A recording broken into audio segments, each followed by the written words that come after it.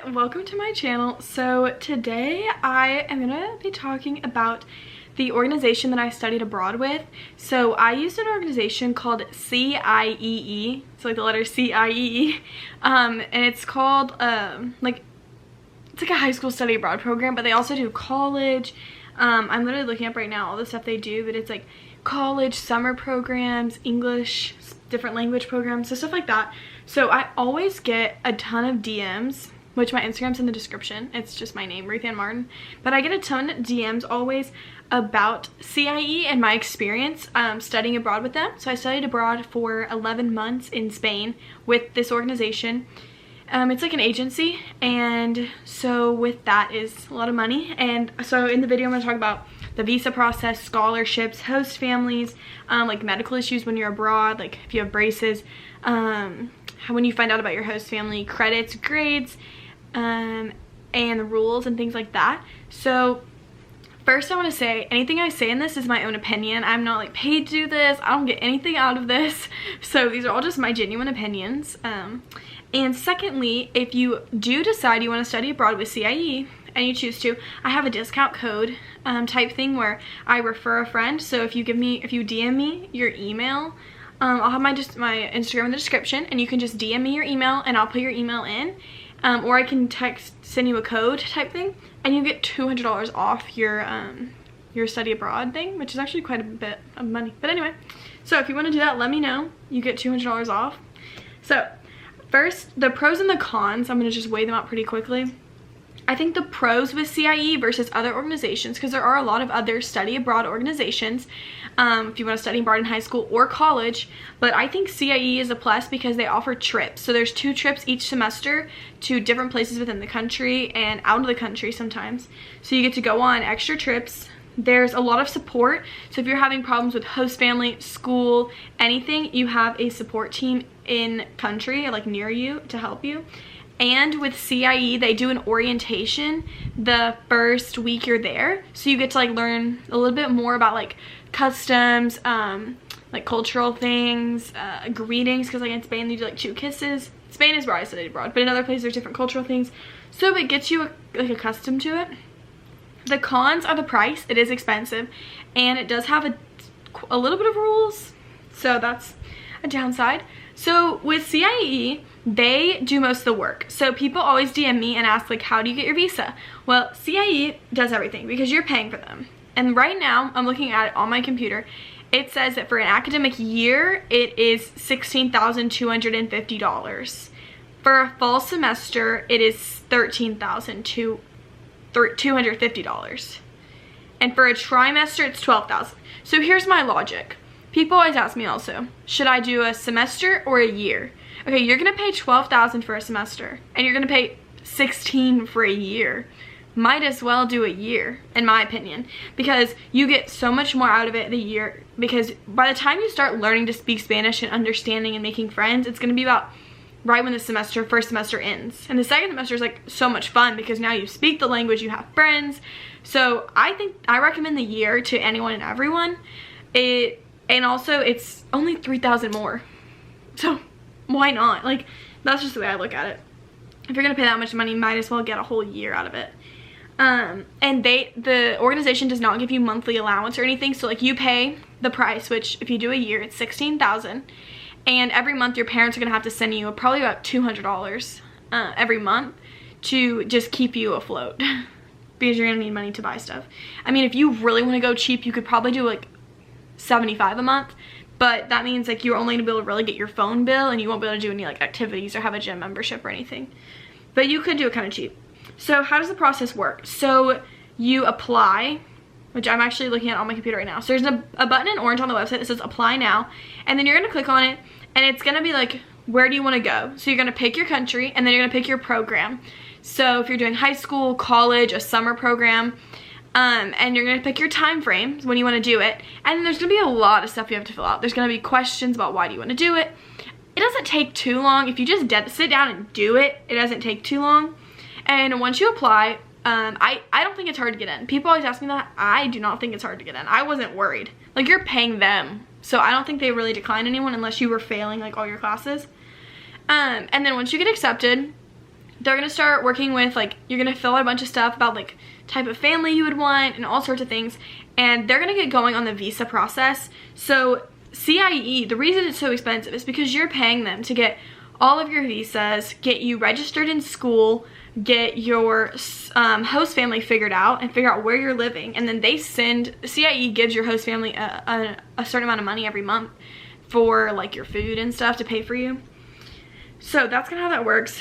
And you get a student visa. So you're gonna have to take your passport to the Spanish consulate. They're gonna do all the stuff in your passport. You won't get your passport for 4 weeks. They'll keep it. Put a visa in it, and you're gonna have a visa, which, oh, I don't have my passport. I was gonna show you my visa, but my passport's downstairs. And since you're on a student visa, you can't work in Spain. You can't legally have a job because you're on a student visa, not a work visa. So that's another question I get a lot. You can't have a job while you're there. So save before. Work the summer before you go. Work 2 jobs, whatever you gotta do to get a lot of money before you go. Again, I'm just reading all the questions. I have everything like typed out on my phone. I just went through my DMs. And the biggest question is how much does it cost, which is semesters 13, years 16,000. And then someone asked if there are only adults in the host family or students your age. So CIEE tries their best to place you in a family that's similar to your home family.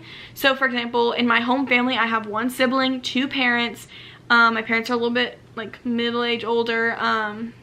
My mom's a stay-at-home mom, dad works, and that's the exact same way that my Spanish family was. I had 1 sibling, dad worked, mom stayed at home, lived in a suburban neighborhood. So they try to like pair you. Like another person I know, they had a ton of siblings in their American home, and their Spanish family had like 5 kids too. So they try to pair you. There are exceptions, but there's typically a kid in the house, typically like another kid your age. If you do, let's say you get an email about so they'll tell you your host family in like end of July, August, and you usually go in September. So you don't know for very long. You'll know for like a month maybe before you go. Sorry, beginning of August, you'll find out. And then you'll know for like 4 or 5 weeks before you go who you're staying with. And if you see any major concerns, like if you're not comfortable with the type of family you're living in, you can call them and talk to them about it. They're very accommodating. Another big pro to CIEE is that if you don't like your family, you can switch. I know people who did other organizations. They were like, I met while I was there, and they hated their family, and the organization would not switch them. They were like, I'm sorry, like tough it out. But no, CIEE, they'll switch you if you don't like your family. They'll find you a new family.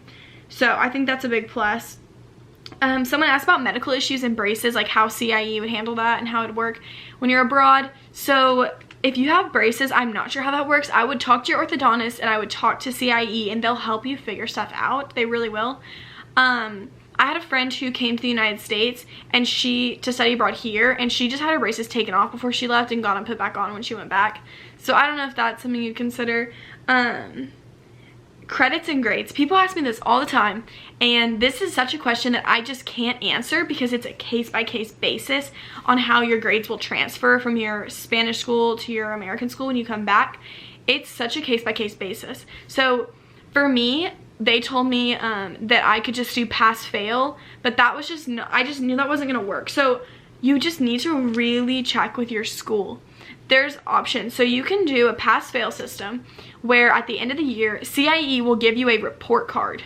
So, which that's what my grades are on, sadly. It's a report card, and it's a paper. And the teacher will write, like, it says like class name, grade, and the teacher will write the name of the class, sign her name, write the grade in Spanish or whatever, and then write what she thinks it would be in American system, something like that.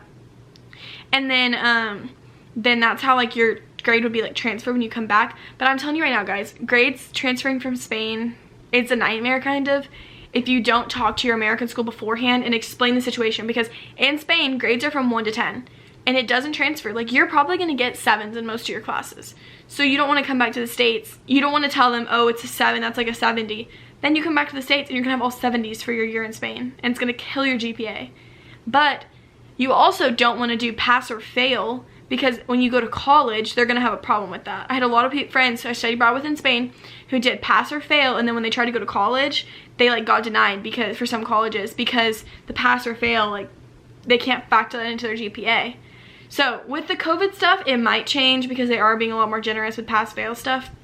So I would just talk to the college you think you want to go to, call them, talk to them about it, talk to CIEE, and talk to your American school. Wherever you want to come back to is where you need to talk to. So I'll explain my situation in case that's like anyone has a similar one. Freshman year I did public school. Spain, sophomore year. Then when I came back, my public school said, if you come back with these credits, you're gonna have to just repeat. We can't give you any credit. So I was like, no. So I went to an online school called Liberty University Online Academy, LUOA, if you Google it. But I did that my junior year, and they accepted all my Spanish credits and put it on their own transcript. So I did that my junior year. And then my senior year, I was able to go back to public school, just taking my transcript from that online college. It had like put everything on it, the online high school, sorry. So credits are, I will admit, they are a struggle, but you can DM me privately also, like my Instagram's in the description, and I can try to help you figure it out on a case-by-case basis, because I will admit it is complicated to get the credits figured out. But you just need to first go to your school and explain what you want to do, and your school can also, like, CIEE offers to like talk to your school too. Like, they'll talk to you and help you try to figure it out.